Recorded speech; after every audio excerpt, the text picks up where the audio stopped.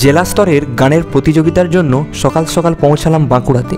শ্রদ্ধেয় সলিল চৌধুরীর 100তম জন্মদিন উপলক্ষে এই প্রতিযোগিতার আয়োজন করা হয়েছে। প্রতিযোগিতার স্থান বঙ্গবিদ্যালয়ে প্রবেশ করে দেখলাম কয়েকটি ছেলে ফুটবল খেলছে। সেখানে কয়েকটি গাড়ি রয়েছে এবং কতকগুলি গরুও চড়ছে। আরেকটু এগিয়ে ভেতরে যেতে সঠিক জায়গায় পৌঁছালাম এবং সে বিষয়ে একটি পোস্টারও দেখতে পেলাম।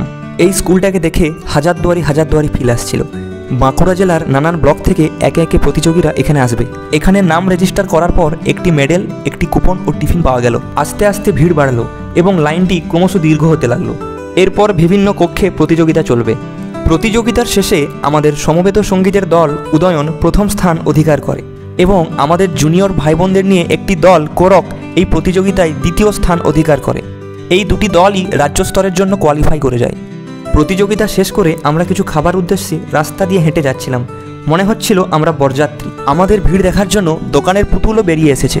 আমরা সবাই একটা লস্যির দোকানে এসে পৌঁছালাম, আর এখানে সবথেকে ভালো লস্যি পাওয়া যায়। তারপর লস্যি খেয়ে ঠান্ডা হয়ে সবাই আবার বাড়ির পথে রওনা দিলাম।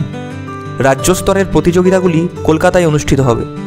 পরবর্তী ধাপের জন্য আমাদের প্রস্তুতি আবার চলতে থাকবে।